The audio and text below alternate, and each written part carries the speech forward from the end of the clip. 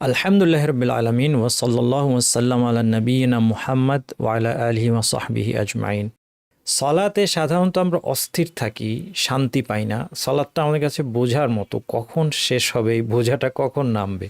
অথচ রাসূলুল্লাহ সাল্লাল্লাহু আলাইহি ওয়াসাল্লাম সালাতের মধ্যে শান্তি পেতেন। তিনি বলতেন, ইয়া বিলাল আরিহনা বিস-সালাহ, সালাতের জন্য আযান দিয়ে আমাদেরকে শান্তি দাও।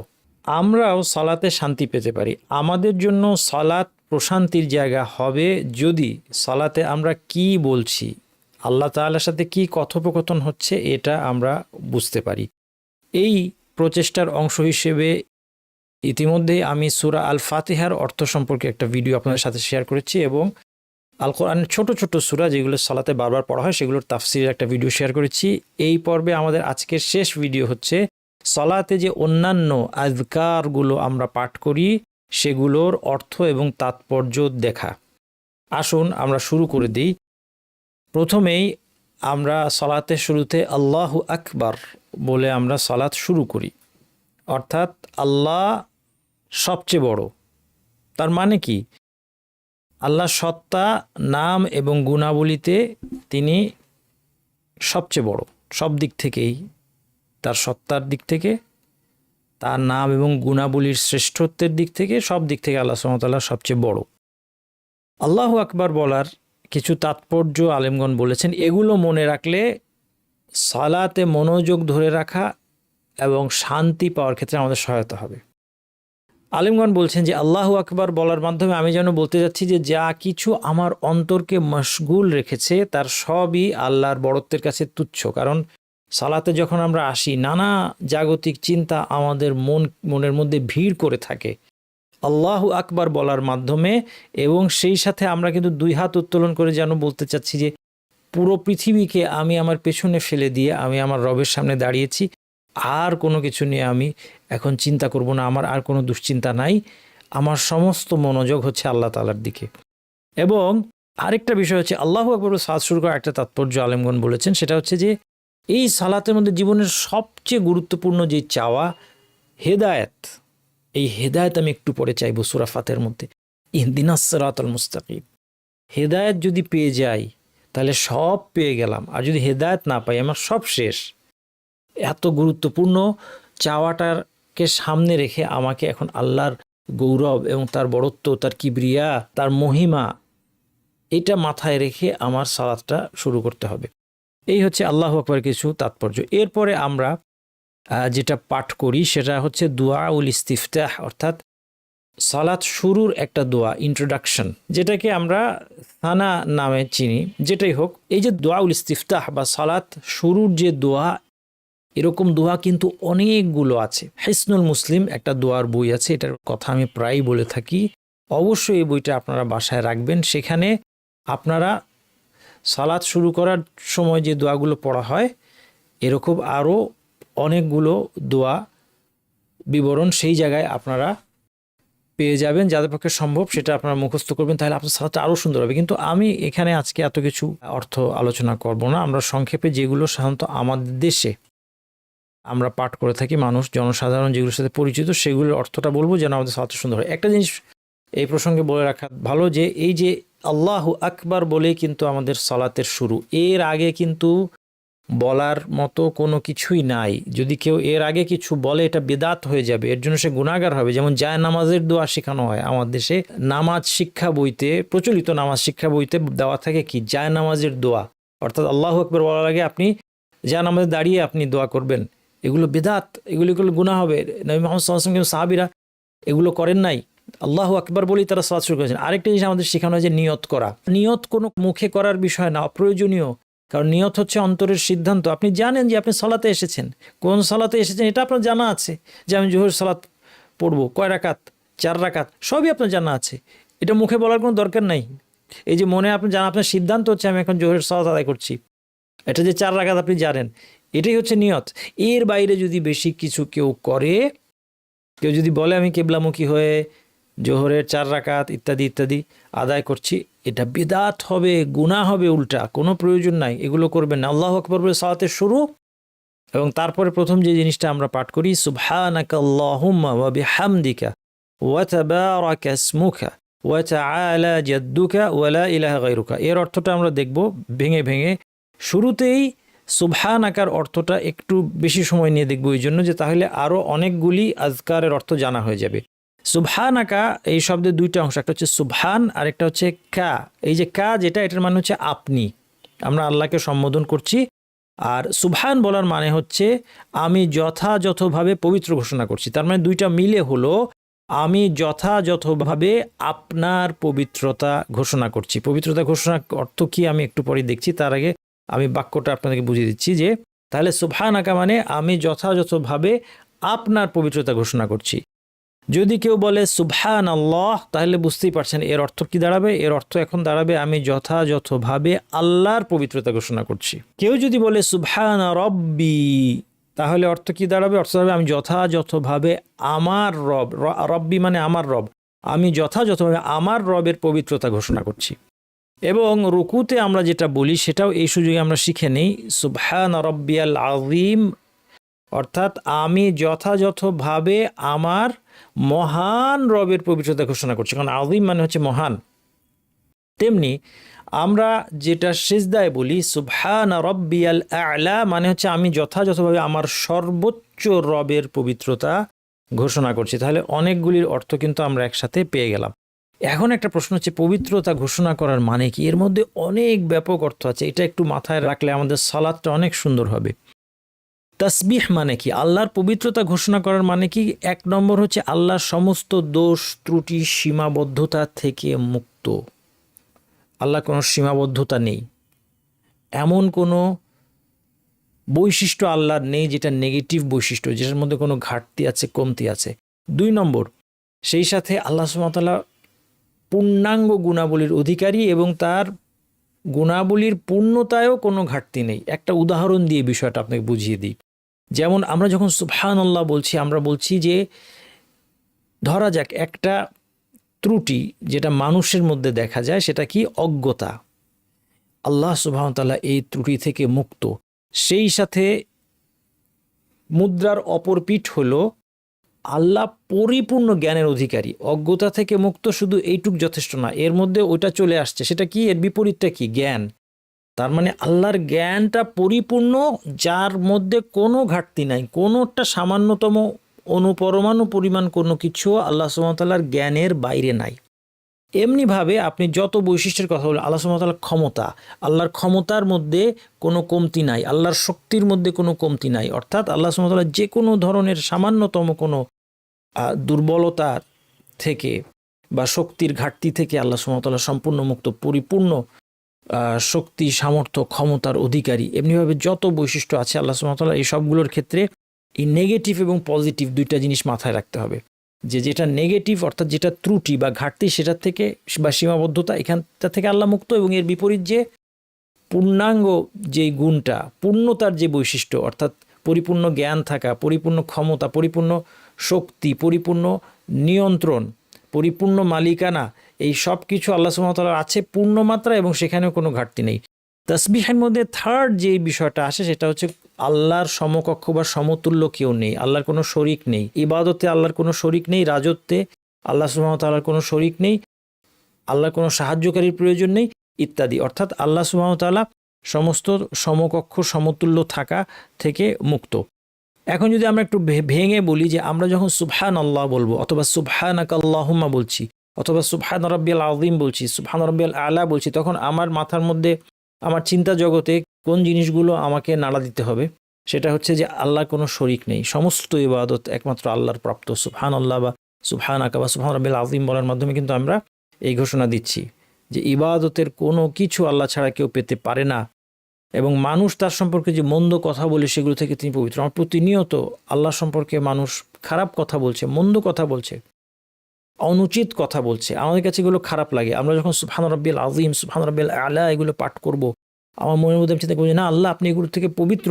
এমনকি আমার মনের মধ্যেও যদি আপনার সম্পর্কে কোনো কুধারণা সামান্যতম কখনো এসে থাকে, আমি মাফ চাই, এবং আমি এই সুবহান রাব্বিয়াল আযীম, সুবহান রাব্বিয়াল আ'লা পাঠ করার মাধ্যমে এই খারাপ ধারণা থেকে তওবা করছি, এবং আবার ঘোষণা দিচ্ছি যে না, আপনার সম্পর্কে কোনো কুধারণা পোষণ করা যাবে না, সব ধরনের সীমাবদ্ধতা দোষ থেকে আপনি মুক্ত, তিনি সর্বোত্তম গুণাবলীর অধিকারী।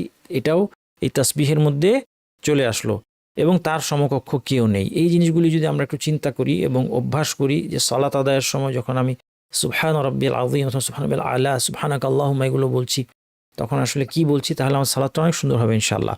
আল্লাহুম্মা মানে হচ্ছে হে আল্লাহ, অর্থাৎ সুবহানাকা আল্লাহুম্মা মিলে যে বাক্যটা হলো তার অর্থ হচ্ছে হে আল্লাহ, আমি যথাযথভাবে আপনার পবিত্রতা ঘোষণা করছি। ওয়া বিহামদিকা, এরপর আমরা কি বলি? ওয়া বিহামদিকা, সুবহানাকা আল্লাহুম্মা বিহামদিকা, অর্থাৎ সেই সাথে আপনার প্রশংসাও করছি। হামদ মানে প্রশংসা, ওয়া বিহামদিকা, হামদিকা মানে আপনার প্রশংসা, সেই সাথে আপনার প্রশংসা করছি, অর্থাৎ হে আল্লাহ, আমি যথাযথভাবে আপনার পবিত্রতা ঘোষণা করছি এবং এই পবিত্রতা ঘোষণা করছি আপনার প্রশংসা সহকারে, সকল প্রকার, অর্থাৎ নেগেটিভ এবং পজিটিভ দুইটাই। আল্লাহ সুবহানাহু ওয়া তাআলার সমস্ত দোষ থেকে মুক্ত এই ঘোষণা যেমন দিচ্ছি, তেমনি সমস্ত পূর্ণাঙ্গ গুণাবলী এবং নাম এবং সুন্দর যা কিছু বৈশিষ্ট্য হতে পারে এই সব কিছুর অধিকারী হচ্ছেন আল্লাহ সুবহানাহু ওয়া তাআলা। এটা হচ্ছে হামদ, এবং তার শুকরিয়াও এর মধ্যে অন্তর্ভুক্ত, যে তিনি যে আমাদেরকে নিয়ামত দিয়েছেন, এই সব কিছুও আমরা স্বীকার করছি। তাহলে যে কোনো দোষ ত্রুটি সীমাবদ্ধ থেকে অস্বীকার করছি এবং সমস্ত পূর্ণাঙ্গ গুণাবলীতে আল্লাহ সুবহানাহু ওয়া তাআলা ভূষিত, এটা আমরা স্বীকার করছি। এটা হচ্ছে সুবহানাকাল্লাহি ওয়া বিহামদিহি, এতটুকুর অর্থ। ওয়া তাবারাকা ইসমুকা, তাবারাকা শব্দটা বরকত শব্দটার সাথে আমরা পরিচিত, আরবিতে বারাকাহ বলা হয়। এর অর্থ হচ্ছে কল্যাণ, কল্যাণের স্থায়িত্ব এবং কল্যাণের অধিক পরিমাণ হওয়া। এই জন্য আপনারা এই বরকত শব্দটা দিয়ে মনে রাখতে পারবেন যে তাবারাকার অর্থ কি। তাবারাকার অর্থ মানে হচ্ছে অত্যন্ত কল্যাণময় হওয়া। তাবারাকা ইসমুকা, ইসম মানে নাম, ইসমুকা মানে আপনার নাম, মানে আপনার নাম অত্যন্ত কল্যাণময়। ওয়া তাবারাকা ইসমুকা মানে আপনার নাম অত্যন্ত বরকতময়, কল্যাণময়। ওয়া তাআলা জাদ্দুকা, হ্যাঁ, তাআলা, উলু মানে হচ্ছে উচ্চতা, তাআলা মানে কোনো কিছু উঁচু হওয়া, জাদ মানে হচ্ছে বড়ত্ব এবং মহিমা, অর্থাৎ আপনার বড়ত্ব এবং মহিমা অতি উচ্চ। ওয়া তাআলা জাদ্দুকা ওয়া লা ইলাহা গায়রুকা, ইলাহ মানে মাবুদ, গায়রুকা মানে আপনি ছাড়া অন্য কেউ, অর্থাৎ আপনি ছাড়া অন্য কোনো প্রকৃত মাবুদ নাই, আপনি ব্যতীত ইবাদতের যোগ্য কেউ নাই, এমন কেউ নাই যে আপনি ছাড়া যে ইবাদতের কোনো অংশ পেতে পারে। তাহলে আমরা এই চারটা বাক্যে এটা মনে রাখতে পারি। সুবহানাকাল্লাহি ওয়া বিহামদিকা অর্থ হচ্ছে হে আল্লাহ, আমি যথাযথভাবে আপনার পবিত্রতা ঘোষণা করছি আর আপনার প্রশংসা সহ পবিত্রতা ঘোষণা করছি। ওয়া তাবারাকা ইসমুকা, আর আপনার নাম অত্যন্ত কল্যাণময়। ওয়া তাআলা জাদ্দুকা, আর আপনার বড়ত্ব ও মহিমা অতি উচ্চ। ওয়া লা ইলাহা গায়রুকা, আর আপনি ব্যতীত প্রকৃত কোনো মাবুদ নেই। এরপর আমরা কিরাত পাঠ করব সূরা ফাতিহা এবং তার সাথে সূরা বা আয়াত মেলাবো। শুরুতেই আউযু বিল্লাহি মিনাশ শাইতানির রাজিম আমরা বলবো, অর্থাৎ বিতাড়িত শয়তান থেকে আমি আল্লাহর আশ্রয় চাই। অর্থাৎ কোরআন পাঠের সময় শয়তান যেন আমাকে কোনোভাবে বিভ্রান্ত করতে না পারে, শয়তান যেন আমার পাঠের ক্ষেত্রে কোনো সমস্যা সৃষ্টি না করে, কোরআনের অর্থ বোঝার ক্ষেত্রে যেন আমাকে বিভ্রান্ত না করে এবং এর আমল থেকে আমাকে যেন সরিয়ে দিতে না পারে। আউযু বিল্লাহি মিনাশ শাইতানির রাজিমের মাধ্যমে আমরা এগুলো চাচ্ছি। দেখেন কত কিছু চাচ্ছি, যদি এগুলো আমি স্মরণ রাখি আমার সালাতটা কতই না সুন্দর হবে। এরপর আমরা বিসমিল্লাহির রহমানির রহিম এবং সূরা ফাতিহা পাঠ করব স্বতন্ত্র ভিডিওতে। এটা আমরা আলোচনা করেছি, একটা প্লেলিস্টে 3টা ভিডিও আপনারা পেয়ে যাবেন, ডেসক্রিপশনে দেখুন। এরপর যেটা সূরা ফাতিহা শেষে আমরা সূরা মিলাই এবং ছোট ছোট সূরার অর্থ নিয়ে ভিডিও ইতিমধ্যে দিয়েছি, ডেসক্রিপশনে সব পেয়ে যাবেন। এরপরে আমরা রুকুতে যাচ্ছি, আল্লাহু আকবার বলে আল্লাহু আকবার অর্থ আমরা বলেছি। রুকুতে গিয়ে কি পাঠ করছি? সুবহানা রাব্বিয়াল আযীম, এটার অর্থ ব্যাখ্যা করেছি ইতিমধ্যেই। এছাড়া অন্যান্য আজকার আছে রুকুতে পাঠ করা, কিন্তু সাধারণত জনসাধারণ জানা নেই, এই জন্য এগুলো অর্থ নিয়ে এখন আলোচনা করছি না। আপনারা সম্ভব হলে হিসনুল মুসলিম বই থেকে এগুলো দেখবেন, শিখবেন এবং পড়বেন, তাহলে সালাত আরও অনেক সুন্দর হবে। কিন্তু এখন আমি মিনিমাম যে সমস্ত আজকার আমরা পড়ি সেগুলোতে সীমাবদ্ধ থাকি। এই জন্য এরপরেই আমি চলে যাচ্ছি রুকু থেকে উঠার সময় কি বলা হয়? সামি আল্লাহু লিমান হামিদা। সামিআ মানে হচ্ছে শুনেছেন, আল্লাহ অর্থাৎ আল্লাহ শুনেছেন, লিমান মানে তাকে শুনেছেন আল্লাহ, লিমান হামিদাহ, হামদ মানে প্রশংসা আমরা জানি, হামিদাহ মানে তার প্রশংসা করেছে, অর্থাৎ আল্লাহ শুনেছেন যে তার প্রশংসা করেছে, যে আল্লাহর প্রশংসা করেছে আল্লাহ তা শুনেছেন। এখানে শোনা অর্থ আল্লাহ তার ডাকে সাড়া দিয়েছেন। যেমন আমরা কাউকে বলি অনেক সময় যে তুমি তো আমার কথাটা শুনলে না, কথা মানে এই না যে সে কানে শুনতে পায় নাই আমার কথা, আমি বলতে চাচ্ছি যে তুমি আমার কথা মতো কাজ করো নাই। তো ঠিক এইভাবে সামি আল্লাহু লিমান হামিদ অর্থ হচ্ছে যে আল্লাহর প্রশংসা করেছে, আল্লাহ তার কথা শুনেছেন মানে তার ডাকে সাড়া দিয়েছেন। অথবা এই বাক্যটা আরবি ভাষা রীতি অনুযায়ী একটা প্রার্থনাও হতে পারে, একটা দোয়াও হতে পারে। যদি সেই অর্থে হয় তাহলে অর্থ দাঁড়াবে যে আল্লাহর প্রশংসা করে আল্লাহ যেন তার ডাকে সাড়া দেন। এরপরে আমরা কি বলি? রব্বানা ওয়ালাকাল হামদ। রব্বানা মানে হে আমাদের রব, আল হামদ সকল প্রশংসা, লাকা আপনার, রব্বানা ওয়ালাকাল হামদ হে আমাদের রব সকল প্রশংসা আপনার। আসলে আরো ভালো হতো যদি লিখতাম সকল প্রশংসা একমাত্র আপনার, কারণ লাকা এটাকে সামনে নিয়ে আসায় আরবি ভাষার ইতিতে অর্থ হয়ে গিয়েছে হে আমাদের রব সকল প্রশংসা একমাত্র আপনারই প্রাপ্য। তাহলে রব্বানা ওয়ালাকাল হামদ বলার মাধ্যমে আমরা আল্লাহর প্রশংসা করছি। এরপরে একটু যদি বাড়তি আমরা বাড়িয়ে বলতে পারি ভালো, হামদান ক্যাসিরান। কি ধরনের প্রশংসা? হামদটা কি ধরনের? ক্যাসিরান অনেক বেশি, অঢেল। তয়্যিবান এই হামদটা খাঁটি পবিত্র হামদ, এর মধ্যে কোনো ধরনের কোনো নেগেটিভ কিছু নাই, পিওর প্রশংসা, খাঁটি প্রশংসা। মুবারাকান ফিহি এবং এই হামদটা বরকতময়। হামদান ক্যাসিরান তয়্যিবান মুবারাকান ফি, অঢেল পবিত্র এবং বরকতময় প্রশংসা আমরা করছি। এরপর এই জিকিরটা কখন বলেন তো? আমরা এরপর কি করলাম? সেজদা চলে গেলাম আল্লাহু আকবার বলে, সেজদা গিয়ে সুবহান রাব্বিয়াল আ'লা পাঠ করলাম, যেটা আমরা অর্থ আগে দেখেছি এবং যেমনটা বললাম যে আরও অনেক কিছু পাঠ করার আছে সেজদা, এবং নিজস্ব দোয়াও করা যায়, সেটা আপনারা করতে পারেন। এমনকি বাংলাতেও আপনি দোয়া করতে পারবেন, কারণ সেজদা হচ্ছে দোয়ার জায়গা। আর এছাড়া হাদিসে অন্যান্য আজকার এবং দোয়া এসেছে, সেগুলো করতে পারলে চমৎকার। সিজদা থেকে উঠার পর যে আমরা বৈঠকে বসি, সেখানে আমরা এটা পাঠ করি রব্বি ইগফিরলি, অর্থাৎ এখন আমি আল্লাহর কাছে ক্ষমা চাচ্ছি। রব্বি হে আমার রব, ইগফিরলি আমাকে ক্ষমা করুন। হ্যাঁ, গফরান মানে কি? ক্ষমা। ইগফিরলি আমাকে ক্ষমা করুন, এটা আপনি বলতে থাকতে পারেন বারবার, রব্বি ইগফিরলি, রব্বি ইগফিরলি, রব্বি ইগফিরলি, হে আমার রব আমাকে আপনি ক্ষমা করুন। এরপর রইল তাশাহুদ। হ্যাঁ, বাকি আজকারগুলো তো একই জিনিস আসবে বারবার। দ্বিতীয় বৈঠকে আমরা তাশাহুদ অথবা শেষ বৈঠকেও তাশাহুদ পড়ব।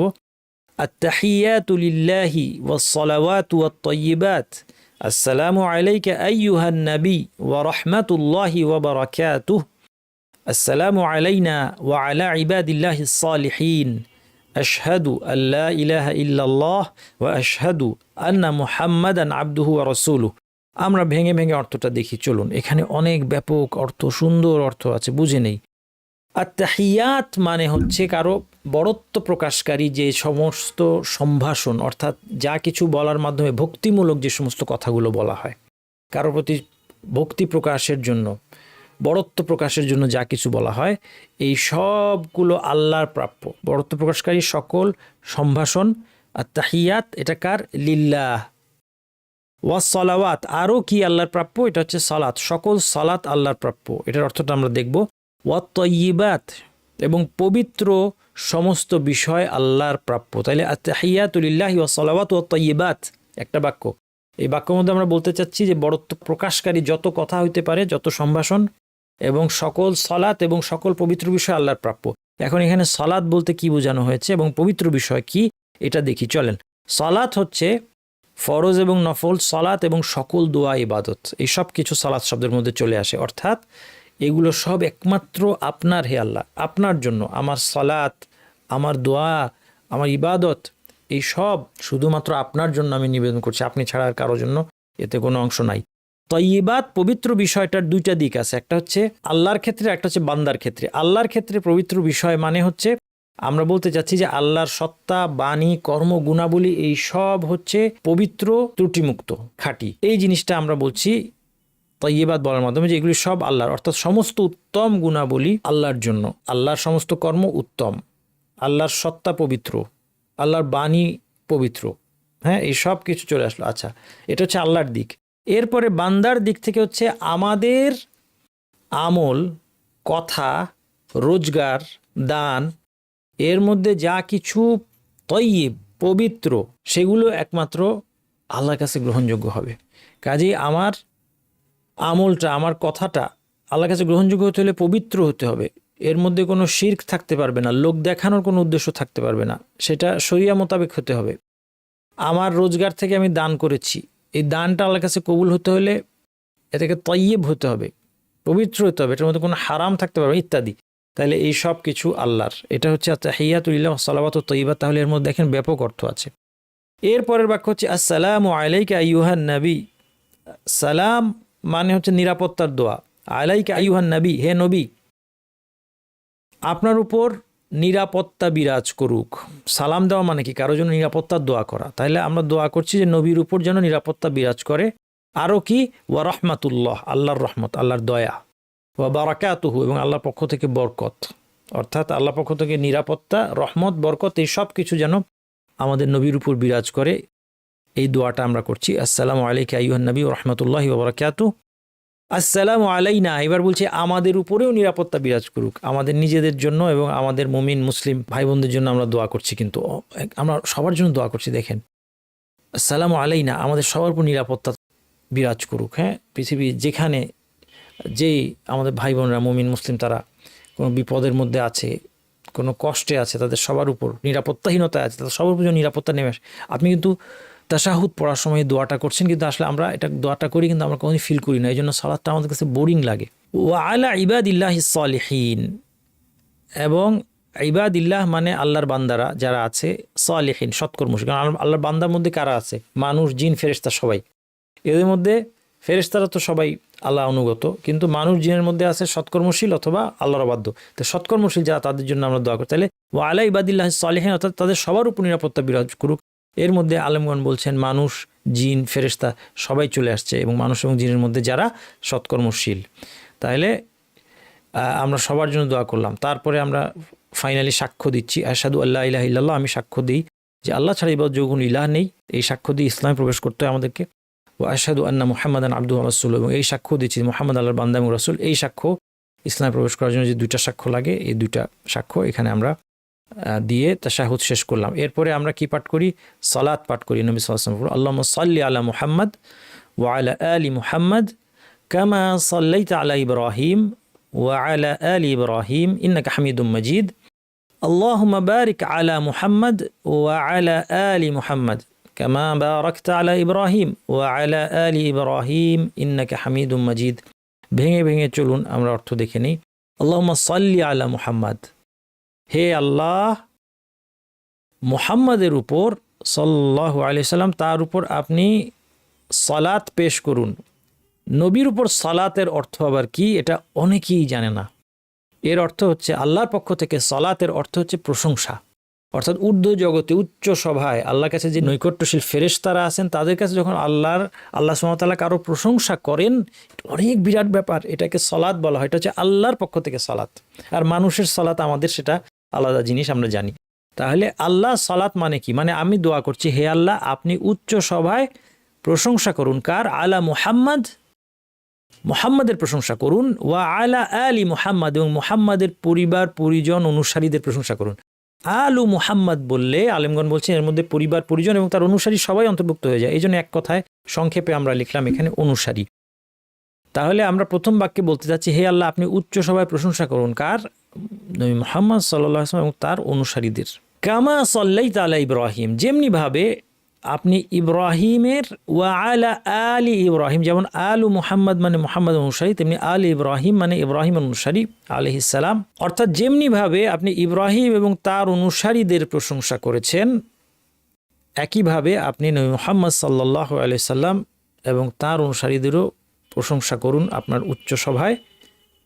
ইন্নাকা হামিদুম মাজিদ, নিশ্চয়ই আপনি প্রশংসিত এবং মহামহিমান্বিত। এই দুইটা বাক্যের অর্থ আমরা বুঝে গেলাম। পরের দুইটা বাক্য খুব সহজ, আমার বিস্তারিত বলা লাগবে না, কারণ একই বাক্য, আগেরটার মধ্যে খালি একটা শব্দে চেঞ্জ আছে, সেটা হচ্ছে বারিক। আর বারিক আর এখানে বারাকতা, যেটা বরকত থেকে এসেছে, বুঝতেই পারছেন। তাহলে অর্থ কি দাঁড়াবে? আল্লাহুম্মা বারিক আলা মুহাম্মদ ওয়া আলা আলি মুহাম্মদ, অর্থাৎ হে আল্লাহ আপনি মুহাম্মদ সাল্লাল্লাহু আলাইহি ওয়াসাল্লাম এবং তার অনুসারীদের উপর বরকত নাজিল করুন। কামা বারাকতা আলা ইব্রাহিম ওয়া আলা আলি ইব্রাহিম, যেমনি ভাবে আপনি ইব্রাহিম এবং তার অনুসারীদের উপর বরকত নাজিল করেছেন। ইন্নাকা হামিদুম মাজিদ, নিশ্চয়ই আপনি প্রশংসিত এবং মহা মহিমান্বিত। এরপর এই দোয়াটা আমাদের অনেকের জানা নেই। এই দোয়াটা একটা সুন্দর দোয়া, এই জায়গায় করার জন্য কেউ পারলে শিখে নেবেন। আল্লাহুম্মা ইন্নী আউযু বিকা মিন আযাবিল কবর ওয়া মিন আযাবি জাহান্নাম ওয়া মিন ফিতনাতিল মাহইয়া ওয়াল মামাত ওয়া মিন শাররি ফিতনাতিল মাসিহিদ দাজ্জাল। এখানে চারটা বিষয় থেকে আল্লাহর কাছে আমরা আশ্রয় চাচ্ছি, যে হে আল্লাহ আমি আপনার আশ্রয় চাই কিসের থেকে? আযাবুল কবর, কবরের আযাব, এবং আযাবু জাহান্নাম, জাহান্নামের আযাব শাস্তি, ফিতনাতিল মাহিয়া ওয়াল মামাত, জীবন মৃত্যুর পরীক্ষা, জীবনে কোনো ফিতনায় পড়ে গিয়ে, পরীক্ষা পড়ে গিয়ে বিভ্রান্ত হওয়া, অথবা মৃত্যুর সময় কোনো পরীক্ষার কারণে মৃত্যুর মুহূর্তে, কঠিন মুহূর্তে বিভ্রান্ত হয়ে যাওয়ার থেকে আল্লাহর কাছে আমরা আশ্রয় চাচ্ছি। ওমিন শাররি ফিতনাতিল মাসিহিদ দাজ্জাল, এবং মাসিহ দাজ্জালের ফিতনার অনিষ্ট থেকে আশ্রয় চাচ্ছি। দাজ্জাল হচ্ছে একজন শেষ জামানায় যে বের হবে এবং সে নিজেকে রব বলে দাবি করবে। তার কিছু অলৌকিক ক্ষমতা আল্লাহ তাকে দিবেন, যেটা দেখিয়ে মানুষকে সে বিভ্রান্ত করবে। অনেকে তাকে রব মনে করে তার ইবাদত করবে, তার অনুসারী হবে। কিন্তু রাসূলুল্লাহ সাল্লাল্লাহু আলাইহি ওয়াসাল্লাম স্পষ্ট তার লক্ষণ জানিয়ে দিয়েছেন। ফলে কেউ যদি জ্ঞান অর্জন করে এবং তার ঈমান থাকে, সে দাজ্জালের দ্বারা বিভ্রান্ত হবে না ইনশাআল্লাহ, কারণ সে চিনতে পারবে যে এ একটা মহাভণ্ড। এবং ঈসা আলাইহিস সালাম অবতরণ করবেন এবং দাজ্জালকে হত্যা করবেন। এই ঘটনাগুলো আমরা জানি। তো সেই দাজ্জালের ফিতনা হবে খুব কঠিন ফিতনা, এই জন্য সেই ফিতনা থেকে আশ্রয় চাইতে আমাদের শেখানো হয়েছে। তাইলে এই দোয়াটা আমরা পারলে মুখস্থ করব। আর এরপরে এই দোয়াটা আমরা করে থাকি, আল্লাহুম্মা ইন্নী যালামতু নাফসি যুলমান কাসীরা ওয়ালা ইয়াগফিরু যুনুবা ইল্লা আনত ফাগফিরলি মাগফিরাতাম মিন ইনদিক ওয়ারহামনি ইন্নাকা আনতাল গাফুরুর রহিম। এর অর্থটা আমরা দেখিনি। আল্লাহুম্মা ইন্নী যালামতু নাফসি, হে আল্লাহ, ইন্নী নিশ্চয়ই আমি, যালামতু জুলুম করেছি, আমি অন্যায় করেছি, নাফসি নিজের প্রতি জুলুম করেছি। মানে কি? অর্থাৎ আমি আল্লাহ অবাধ্যতা করার মাধ্যমে আমার নিজেকে শাস্তির যোগ্য করে তুলেছি। এটাই হচ্ছে নিজের প্রতি একটা মানুষের জুলুম। আল্লাহুম্মা ইন্নী যালামতু নাফসি, আমি নিজের প্রতি জুলুম করেছি, অনেক গুনাহ করেছি আমি, যুলমান কাসীরা, অনেক জুলুম। ওয়ালা ইয়াগফিরু যুনুবা ইল্লা আনত, আপনি ছাড়া কেউ গুনাহ ক্ষমা করতে পারে না। ফাগফিরলি, কাজে আমাকে ক্ষমা করে দিন। মাগফিরাতাম মিন ইনদিক, আপনার পক্ষ থেকে বিশেষ ক্ষমার দ্বারা আমাকে মাফ করে দিন। ওয়ারহামনি, এবং আমাকে আপনি দয়া করুন, রহম করুন। ইন্নাকা আনতাল গাফুরুর রহিম, নিশ্চয়ই আপনি অত্যন্ত ক্ষমাশীল এবং পরম দয়ালু। এবং সবশেষে আমরা আসসালামু আলাইকুম ওয়া রাহমাতুল্লাহ বলে সালাত শেষ করছি। অর্থাৎ আপনাদের উপর নিরাপত্তা এবং আল্লাহর রহমত বিরাজমান থাকুক। আলেমগণ বলেছেন আমাদের আশেপাশের মুসল্লি এবং ফেরেশতাদেরকে আমরা সালাম দেওয়ার মাধ্যমে আমাদের সালাত শেষ করে থাকি। আশা করি এই ভিডিওর মাধ্যমে আমরা উপকৃত হব এবং এখন থেকে এই অর্থগুলো স্মরণ রেখে মনোযোগ সহকারে এমন সালাত আদায় করতে পারবো যে আল্লাহর কাছেও কবুল হবে এবং আমাদেরকেও শান্তি দিবে। সুবহানাকাল্লাহুম্মা ওয়া বিহামদিকা আশহাদু আল্লা ইলাহা ইল্লা আনতা আস্তাগফিরুকা ওয়া আতুবু ইলাইক।